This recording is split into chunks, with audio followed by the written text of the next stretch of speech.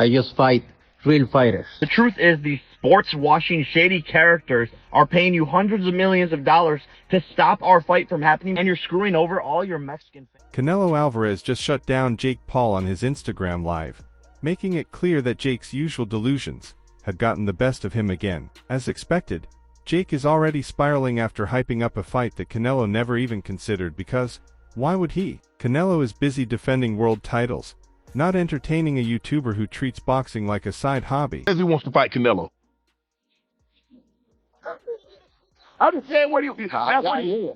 Then why is he not fighting Canelo? I mean, it'd be a fucking 30-second payday for Canelo. Canelo's video went viral. The world quickly realized that Jake had once again pushed out a fake news headline, barely a month into the new year. Of course, he had to, considering this so-called fight was hyped like a Hollywood blockbuster, except it never even made it past the trailer stage. The information, May 3rd, coming out yesterday, I don't think was coincidence in the sense that perhaps there was a little litmus test being done there. JakePaul versus Canelo Alvarez was supposedly set for May 3rd, 2025, at the T-Mobile Arena in Las Vegas, a date so perfectly absurd that even the universe had to roll its eyes. Cinco de Mayo weekend is one of the most sacred dates in boxing, reserved for true legends, not social media stuntmen. Jake thought he was stepping into greatness. Canelo didn't even bother to our SVP. It was all but done, right? How did it go from all but done to a change of heart? No, putting it out there to maybe try to get to see, how the public would react to it. Then came Netflix,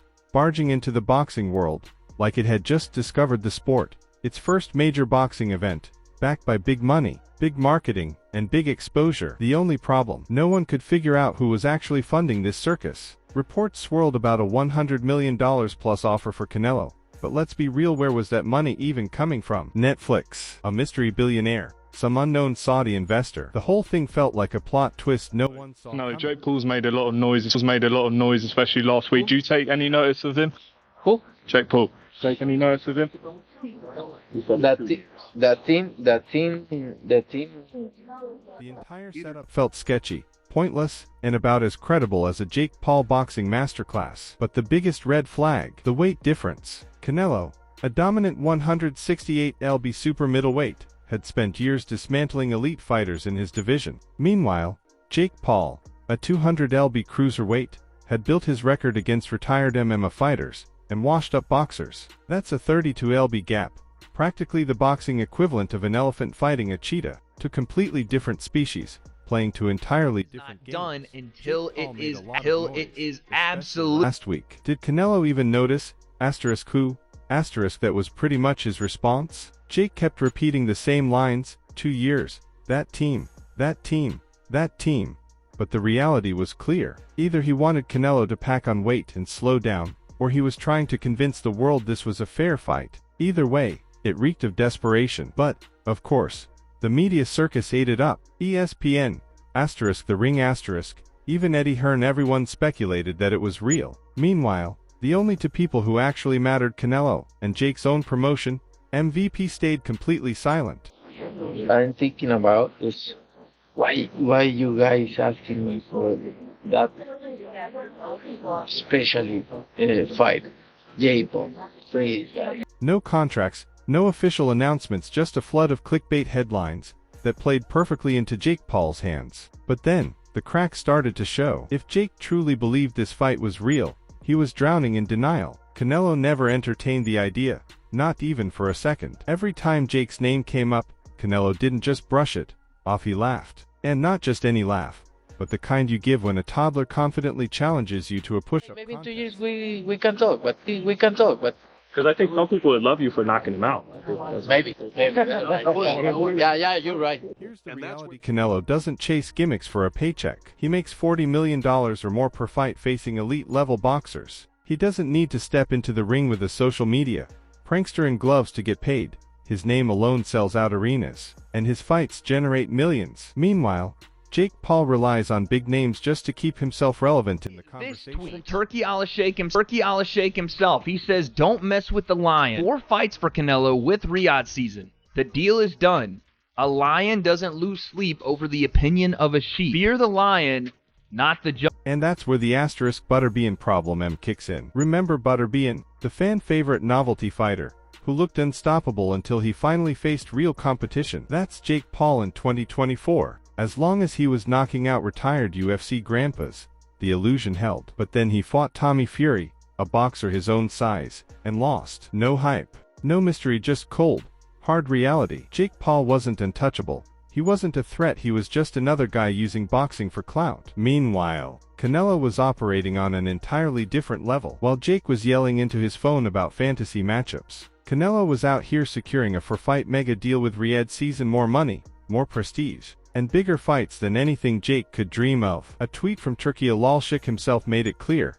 Asterisk, don't mess with the lion. 4 fights for Canelo with Riyadh Season. The deal is done. A lion doesn't lose sleep over the opinion of a sheep. Fear the lion, not the jungle. And that was the difference. While Jake was busy hyping up a fight that never existed, Canelo was in real negotiations, talking legacy-defining fights. Terence Crawford, Jermall Charlo, David Benavidez. The kind of matchups that cement a champion's place in history, not viral moments for social media. After this, you have Terence Crawford. I'm waiting on Canelo in September and going to shock the world in Riyadh. So that tweet comes out, and immediately the thought is, holy shit, what the just happened? Because the previous offer was 3 fights for Canelo that apparently was done for, that he was washing away and rethinking because he was going to look to do other things because Canelo was supposedly going to fight Jake. Now it's 4 fights. For days before what was supposed to be fight night, while Jake Paul's team was still busy fueling the illusion, Canelo Alvarez casually went live on Instagram and shut it all down. No dramatic announcement, no lengthy statement, just 12 words that erased months of nonsense in an instant. That was it. No fluff, no sugarcoating, just Canelo effortlessly bulldozing an entire PR stunt in real time. 4 weeks. Jake Paul and MVP had hyped this fight like it was a done deal. Articles were published, social media was buzzing, and Jake even posted training clips as if he was actually about to step into the ring with one of the greatest boxers alive. But with one simple line, Canelo brought the entire fantasy crashing down. Guys, don't pay attention in anything in this fucking YouTuber. I just fight real fighters. Don't f***ing around with Canelo. The funniest part, the only people who ever claimed this fight was real were Jake Paul, MVP, and a handful of conveniently vague sources. Back in March, reports started swirling about advanced talks between Jake and Canelo. The Ring, ESPN, and even Eddie Hearn threw in some speculative comments, but not a single official confirmation ever surfaced. The only ones treating it as fact were Jake Paul's camp because, of course, So we had a signed contract to fight. Here you can see Canelo's signature and my signature to the right. Claiming he's not fighting YouTubers. Bull. Look at the poster. We were announcing Tuesday, February 11th. Claiming he fights real fighters, but he's fighting Crawford, a 135-pound fighter, and running from a real fighter like David Benavidez. And if anyone still thought there was a chance, Turki Alalshikh made sure to put the final nail in the coffin. Jake Paul's biggest obstacle, Turki Alalshikh's outright disdain for crossover fights, something he's never been shy about. The moment rumors of a Jake Paul vs. Canelo showdown began circulating, Turki wasted no time shutting them down. He swiftly retweeted a post from the Ring magazine, of which he happens to be the owner, flatly dismissing the idea. Just to drive the point home, on February the 8th, 2025, one day after Canelo embarrassed Jake, on Instagram he took a direct shot at influencer boxing, stating simply, "Canelo fights real fighters, asterisk, no ambiguity, no room for debate, just a public reminder that Jake Paul was never even a serious consideration." Squirrel, facing your next nut. The truth is, these sports-washing shady characters are paying you hundreds of millions of dollars to stop our fight from happening because they couldn't fathom the fact that they can't create a bigger fight than me and you. And this wasn't just about Jake Paul. Turki Alalshikh has been on a mission to reclaim boxing from gimmicks and YouTube spectacle matches ever since he started investing heavily in the sport. Through Riyadh Season, he has been securing top-tier fighters and assembling blockbuster fight cards that true boxing fans actually want Tyson to see. and try to get some credibility back. When he fought somebody that was actually his age and was actually a boxer and was actually his size, he lost. But the resistance against Jake Paul didn't stop there. Even TKO, the parent company of UFC and WWE, wants nothing to do with him. For years, Jake has wavered between criticizing Dana White and angling for a UFC contract. He slammed fighter pay, challenged UFC stars, and proclaimed himself the savior of combat sports. Potential showdown in May, Cinco de Mayo weekend. At the same time as all of this, there is great interest from Turki Alalshikh and Riyadh season to put on a Canelo Alvarez versus Terence Crawford fight. So these two conversations are happening somewhat in parallel. But behind the scenes, Jake Paul wasn't even on their radar. While he was busy talking about making the biggest fights happen in January 2025, TKO executives were in Riyadh, meeting with Turki Alalshikh. Dana White and WWE President Nick Khan were there, sending a clear message Jake Paul wasn't in the room because he wasn't wanted. Two-faced, lying, fucking nut job. You know, and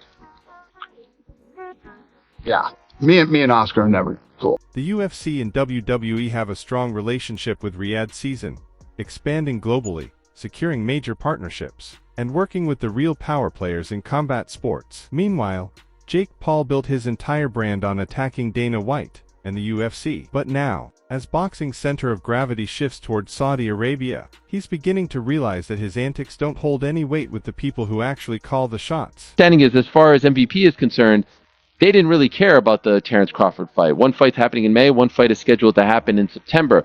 I did get the impression, and this came to light last night, that, let's just say, the Riyadh season side of things weren't too keen on the guy who they're about to pay a ton of money. And that's the harsh reality. Jake Paul doesn't fit into the future of boxing. The gimmicks are fading, the sport is evolving, and real boxing is making a comeback. For daily updates on the latest in the fight world, be sure to subscribe and stay tuned.